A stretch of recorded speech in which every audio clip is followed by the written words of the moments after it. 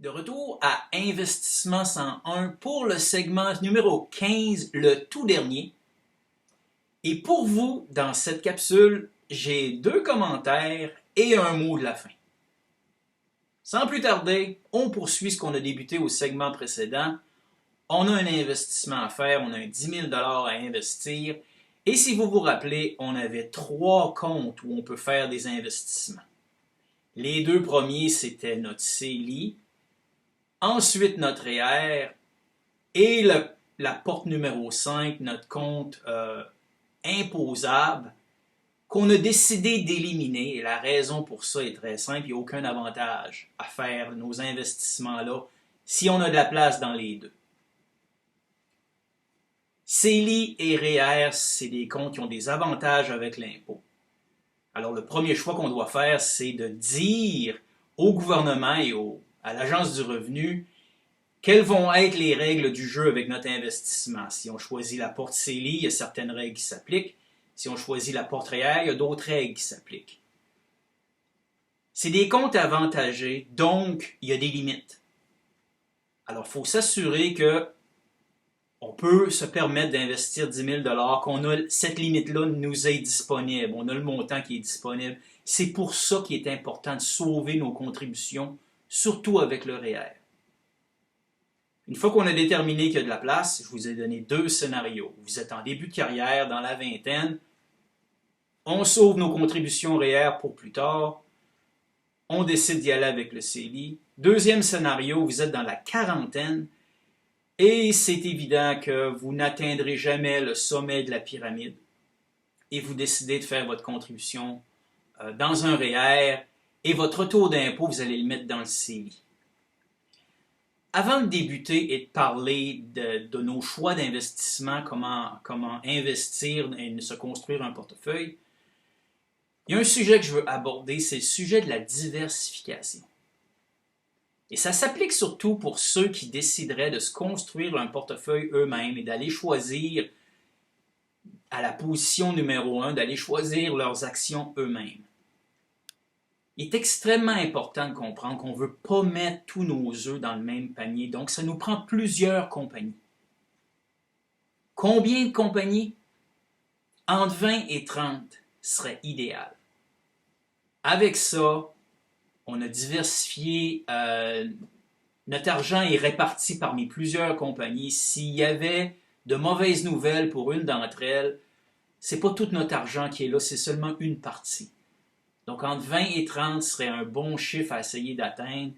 Je sais que ça peut paraître élevé, mais c'est important de diversifier. Alors plusieurs compagnies. Deuxième point. Choisir 20 compagnies, c'est beau, mais on ne veut pas 20 compagnies dans le même secteur. Par exemple, 20 compagnies en technologie. Parce que s'il y avait une mauvaise nouvelle pour la technologie, toutes vos compagnies en souffriraient. La bourse de Toronto, par exemple, est divisée en 11 différents secteurs. Alors, on veut plusieurs compagnies dans plusieurs différents secteurs. Donc, s'il y a une mauvaise nouvelle pour le domaine de la santé, on a peut-être 2 ou 3 compagnies qui se rapportent au domaine de la santé, mais les autres ne seront probablement pas affectées. Alors, c'était mon premier commentaire, diversification, extrêmement important. Je viens de vous faire mon dernier commentaire. On est maintenant prêt à créer notre portefeuille. Et j'ai décidé de partager avec vous mes préférences personnelles. Si c'était moi qui a le 10 000 $ à investir, comment je ferais ça? Si vous vous rappelez de la charte, on est en position numéro 4, soit seul ou accompagné d'un conseiller, un choix personnel. Si c'était moi, j'aurais l'option du portefeuille géré à la position numéro 5. Comme j'ai expliqué, un pneu toute saison, choisis le niveau de risque, et je peux laisser ça aller, je peux l'oublier. Un peu passif comme investissement, ça fonctionne très bien pour certaines personnes, mais c'est pas mon style.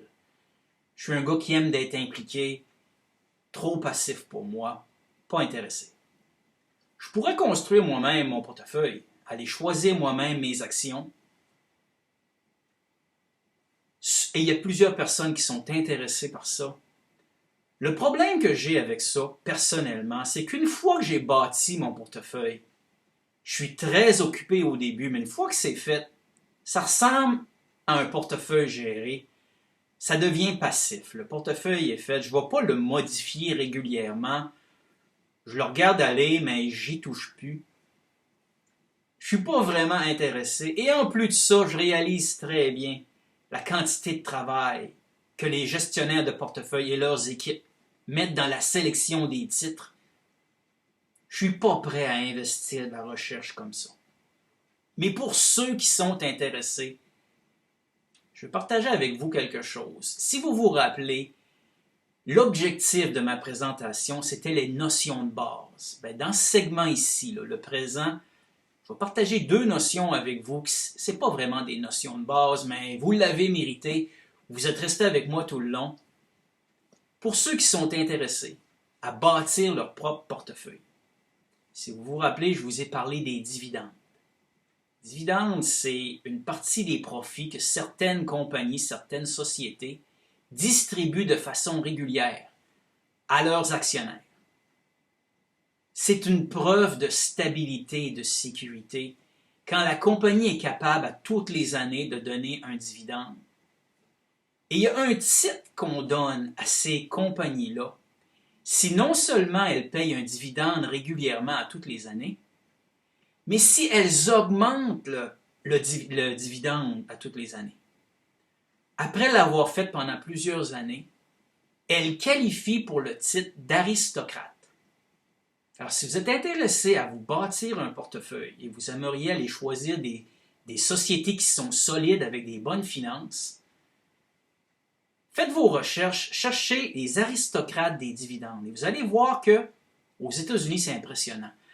Après un certain nombre d'années, très longtemps, où la société a payé des dividendes et les a augmentés année après année, elle qualifie pour le titre d'aristocrate.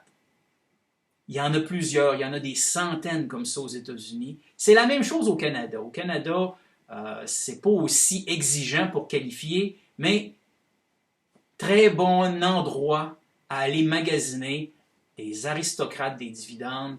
Je vous laisse faire vos recherches là-dessus. Pour en revenir à moi, passif avec la position numéro 5, les portefeuilles gérés. Une fois que le portefeuille est créé, à la position numéro 1 que j'ai choisi mes actions, ça devient aussi passif, plus ou moins intéressé. Moi, je suis un gars qui aime d'être impliqué et de bouger, de changer mes investissements. Alors, je magasine au milieu les fonds mutuels et les fonds négociés en bourse. C'est là que je magasine. J'ai une préférence personnelle pour les fonds mutuels, malgré le fait que les frais soient plus élevés. Si vous vous rappelez, le ratio des frais de gestion, le RFG, c'est plus élevé avec les fonds mutuels. Mais, comme je vous ai dit, je considère ces produits-là comme des produits artisanaux. Et je crois dans le potentiel des gestionnaires de portefeuille. Ces gens-là sont talentueux et à chaque année, il y en a certains qui impressionnent avec leur choix. Ils frappent un coup de circuit. Le problème, c'est qu'à toutes les années, c'est tellement compétitif que ce n'est pas les mêmes produits qui vont avoir une année exceptionnelle. Alors, ce que moi je fais, j'ai des centaines de fonds mutuels et à tous les jours, j'inscris leur prix et je fais des classements. Qui va bien, qui va moins bien. Et je me bâtis un portefeuille comme ça. C'est un portefeuille que j'ajuste de façon régulière. Combien de fois? Disons 4 fois par année. À tous les trimestres, j'apporte un ajustement et je m'assure que les fonds dans lesquels j'ai investi mon argent personnel, c'est des fonds qui vont bien présentement. Et quand ça va moins bien, je fais rien que déplacer mon argent dans un autre produit. Ce que moi je recherche ce qui s'appelle alpha. Alpha, c'est une démonstration du talent des gestionnaires de portefeuille.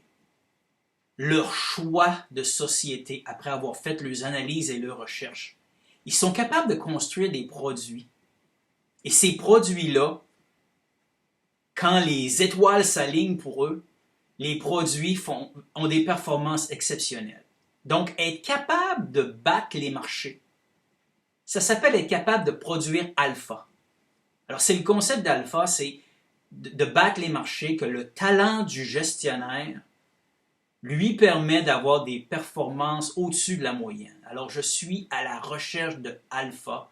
Ça a été ma stratégie. J'explique ça en détail dans la vidéo que j'ai appelée Mon histoire d'investissement. Et c'est pour ça que je me suis joint à l'industrie. Alors, c'est ma préférence personnelle, les fonds mutuels plutôt que les fonds négociés en bourse. Si je n'étais pas aussi actif, les fonds négociés en bourse pourraient m'intéresser. J'aime la diversification, j'aime que les frais soient moindres et je pourrais me bâtir un portefeuille comme ça et peut-être l'ajuster à toutes les années. Mais j'aime l'ajuster régulièrement. Donc pour moi, les fonds mutuels et la chance d'être capable d'attraper un produit qui va avoir une année exceptionnelle, c'est ce qui me motive. C'était mon commentaire sur mes préférences personnelles quand vient le temps de se construire un portefeuille. Nous voici rendus à la fin. Tout d'abord, merci beaucoup de votre attention. Vous êtes resté avec moi tout le long. Félicitations. Si vous avez aimé ce que j'ai produit, j'ai une grosse faveur à vous demander. Prière d'en parler à vos parents et amis. Tout le monde peut bénéficier de ces connaissances-là. C'est quelque chose qui va rester avec nous toute notre vie, qu'on le veuille ou pas. On va tous être appelés à faire des décisions financières à un moment ou à un autre, et savoir ce qui se passe, c'est utile. Je rappelle à toutes les jeunes filles qui ont regardé ma présentation, il y a une demande incroyable pour une présence féminine dans l'industrie de l'investissement. Si vous êtes intéressé, gardez la carrière en tête. Il y a vraiment un gros potentiel dans ça. Alors, je vous laisse là-dessus. Merci de votre attention et bonne chance avec vos investissements.